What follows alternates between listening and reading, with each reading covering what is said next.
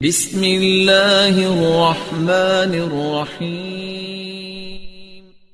شروع اللہ کے نام سے جو بڑا مہربان نہایت رحم والا ہے۔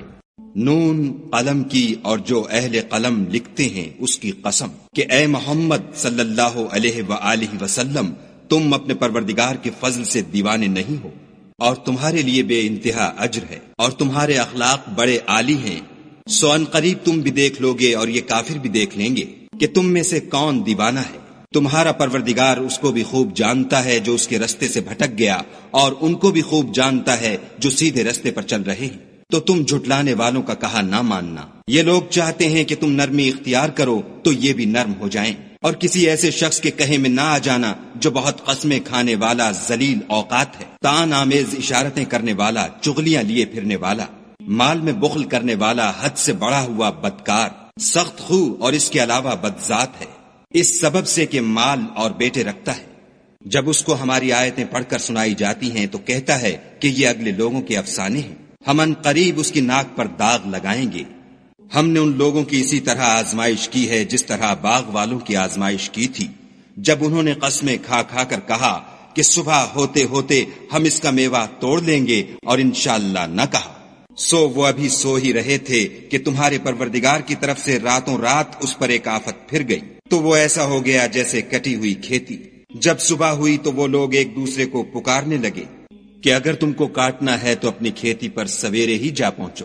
تو وہ چل پڑے اور آپس میں چپکے چپکے کہتے جاتے تھے کہ آج یہاں تمہارے پاس کوئی فقیر نہ آنے پائے، اور کوشش کے ساتھ سویرے ہی جا پہنچے، گویا کھیتی پر قادر ہیں۔ جب باغ کو دیکھا تو ویران، کہنے لگے کہ ہم رستہ بھول گئے ہیں، نہیں بلکہ ہم برگشتہ بخت بے نصیب ہیں۔ ایک جو ان میں فرزانہ تھا بولا، کیا میں نے تم سے نہیں کہا تھا کہ تم تسبیح کیوں نہیں کرتے؟ تب وہ کہنے لگے کہ ہمارا پروردگار پاک ہے، بے شک ہم ہی قصوروار تھے۔ پھر لگے ایک دوسرے کو رو در رو ملامت کرنے، کہنے لگے ہائے شامت، ہم ہی حد سے بڑھ گئے تھے۔ امید ہے کہ ہمارا پروردگار اس کے بدلے میں ہمیں اس سے بہتر باغ عنایت کرے۔ ہم اپنے پروردگار کی طرف رجوع لاتے ہیں۔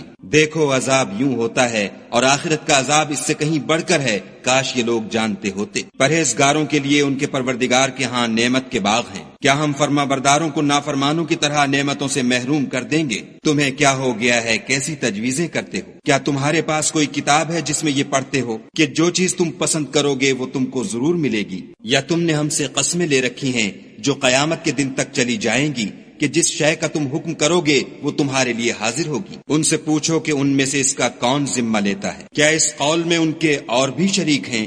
اگر یہ سچے ہیں تو اپنے شریکوں کو لا سامنے کریں۔ جس دن پنڈلی سے کپڑا اٹھا دیا جائے گا اور کفار سجدے کے لیے بلائے جائیں گے تو وہ سجدہ نہ کر سکیں گے، ان کی آنکھیں جھکی ہوئی ہوں گی اور ان پر ذلت چھا رہی ہوگی، حالانکہ پہلے اس وقت سجدے کے لیے بلائے جاتے تھے جبکہ صحیح و سالم تھے۔ تو مجھ کو اس کلام کے جھٹلانے والوں سے سمجھ لینے دو، ہم ان کو آہستہ آہستہ ایسے طریق سے پکڑیں گے کہ ان کو خبر بھی نہ ہوگی، اور میں ان کو مہلت دیے جاتا ہوں، میری تدبیر قوی ہے۔ کیا تم ان سے کچھ اجر مانگتے ہو کہ ان پر تاوان کا بوجھ پڑ رہا ہے، یا ان کے پاس غیب کی خبر ہے کہ اسے لکھے جاتے ہیں؟ تو اپنے پروردگار کے حکم کے انتظار میں صبر کیے رہو، اور مچھلی کا لقمہ ہونے والے یونس کی طرح نہ ہونا کہ انہوں نے خدا کو پکارا اور وہ غم و غصے میں بھرے ہوئے تھے۔ اگر تمہارے پروردگار کی مہربانی ان کی یاوری نہ کرتی تو وہ چٹیل میدان میں ڈال دیے جاتے اور ان کا حال ابتر ہو جاتا۔ پھر پروردگار نے ان کو برگزیدہ کر کے نیکوکاروں میں کر لیا، اور کافر جب یہ نصیحت کی کتاب سنتے ہیں تو یوں لگتے ہیں کہ تم کو اپنی نگاہوں سے پھسلا دیں گے،